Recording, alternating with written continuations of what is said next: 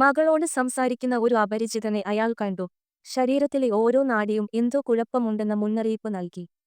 ഒരു വേട്ടക്കാരന്റെ മറ്റൊരു വേട്ടക്കാരന്റെ തീവ്രമായ സഹജാവബോധമായിരുന്നു അത്. ആ മനുഷ്യൻ യാദൃശ്ചികമായി ചോദിച്ചു, നിങ്ങൾക്ക് മായോ കിട്ടിയോ എന്ന് അവൾ മറുപടി നൽകി, അതെ എന്നു. പിന്നെ അയാൾ അവളോട് ചോദിച്ചു. കടയുടെ മറുവശത്തുള്ള മൂന്നാം ഇടനാഴിയിലേക്ക് അവൾ അവനെ ചൂണ്ടിക്കാണിച്ചു.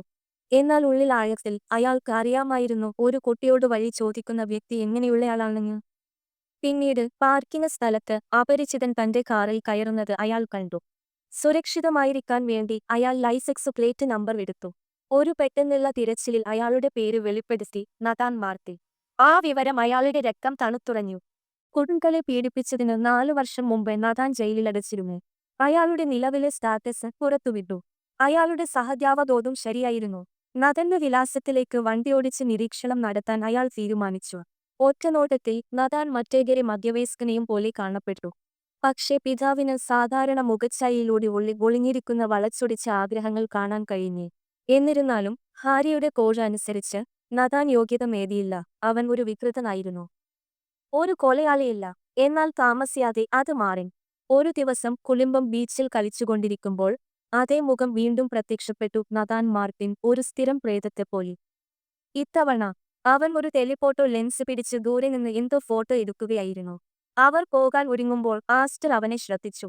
ഹേയ്, അത് ചീരിയോസ് മനുഷ്യനാണ്, അവൾ പറഞ്ഞു. അച്ഛൻ തിരിഞ്ഞു. ആരാണ്? പലചരക്ക് കടയിൽ നിന്നുള്ള ആൾ, അവൾ മറുപടി പറഞ്ഞു. ഏത് ആൾ? റീത്ത ചോദിച്ചു. എന്നോട് സംസാരിച്ച ആൾ, ആസ്റ്റർ പറഞ്ഞു. റീത്ത പരിഭ്രാന്തിയോടെ നോക്കി. പക്ഷേ നഥാൻ വെറുമൊരു വഴിയാത്രക്കാരനാണെന്ന് പറഞ്ഞുകൊണ്ട് അവൻ അവളെ ആശ്വസിപ്പിച്ചു. ഉള്ളിന്റെ ഉള്ളിൽ അവൻ ഇതിനകം തന്നെ തീരുമാനമെടുത്തിരുന്നു. ഒരു കോഫി ഷോപ്പിൽ വെച്ച് അയാൾ നാഥനെ കണ്ടു. ചുണ്ടിൽ പുഞ്ചിരിയോടെ കൊച്ചു പെൺകുട്ടികളെ നോക്കി. എതിർവശത്ത് ഇരുന്നുകൊണ്ട് അയാൾ ചോദിച്ചു, എനിക്ക് നിങ്ങളെ അറിയാമോ? നാഥൻ കണ്ണിറുക്കി. മറ്റൊരു ദിവസം പലചരക്ക് കടയിൽ വെച്ചാണ് നമ്മൾ കണ്ടുമുട്ടിയത്. നാഥൻ ആദ്യം ഓർമ്മയില്ലെന്ന് നടിച്ചു, പിന്നീട് മറുപടി പറഞ്ഞു, ഓ ശരിയല്ലേ. അപ്പോൾ ഞാൻ നിനക്കുവേണ്ടി എന്തു ചെയ്യാൻ കഴിയും? അച്ഛന്റെ സ്വരം തണുത്തു. മിണ്ടാതിരിക്കൂ, നാഥൻ. കുട്ടികളിൽ നിന്ന് അകന്നു നിൽക്കാൻ അദ്ദേഹം നാഥന് മുന്നറിയിപ്പ് നൽകി. നാഥൻ അത് ഒരു തെറ്റിദ്ധാരണയായി തള്ളിക്കളയാൻ ശ്രമിച്ചു. കടൽത്തീരത്ത് ക്യാമറയുമായി അവനെ കാണുന്നത് അച്ഛൻ പരാമർശിച്ചു. താൻ ഒരു ഫോട്ടോഗ്രാഫറാണെന്നും ക്യാമറ കൊണ്ടുപോകുന്നത് തികച്ചും സാധാരണമാണെന്നും നഥാൻ വിശദീകരിച്ചു.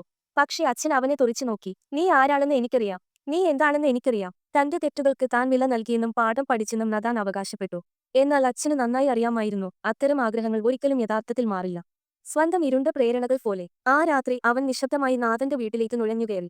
നാഥൻ തന്റെ കമ്പ്യൂട്ടറിൽ ശ്രദ്ധ കേന്ദ്രീകരിച്ചിരുന്നതിനാൽ അയാൾക്ക് ആ നുഴഞ്ഞുകയറ്റക്കാരനെ ശ്രദ്ധിക്കാൻ കഴിഞ്ഞില്ല. സ്ക്രീനിലേക്കുള്ള ഒരു നോട്ടം എല്ലാ സംശയങ്ങളും മായ്ച്ചു. നഥാൻ ബീച്ചിൽ എടുത്ത ഫോട്ടോകളിലേക്ക് നോക്കുകയായിരുന്നു. അവരിൽ മകളും ഉണ്ടായിരുന്നു. നഥാൻ ഇതിനകം തന്നെ തന്റെ അടുത്ത ലക്ഷ്യം തിരഞ്ഞെടുത്തിരുന്നു. പക്ഷേ പിതാവിന് അറിയാമായിരുന്നു അടുത്ത തവണ അങ്ങനെ സംഭവിക്കില്ലെന്ന്. ആരും ഒരിക്കലും തന്റെ കുട്ടികളെ വേദനിപ്പിക്കില്ല. കഥയുടെ ഗുണപാഠം: ഒരു മാതാപിതാക്കളുടെ സഹജാവബോധം അപൂർവമായി തെറ്റാണ്. നിങ്ങളുടെ പ്രിയപ്പെട്ടവരെ സംരക്ഷിക്കുന്ന കാര്യത്തിൽ നിങ്ങളുടെ മനസ്സിനെ വിശ്വസിക്കുക, നിർണായകമായി പ്രവർത്തിക്കുക.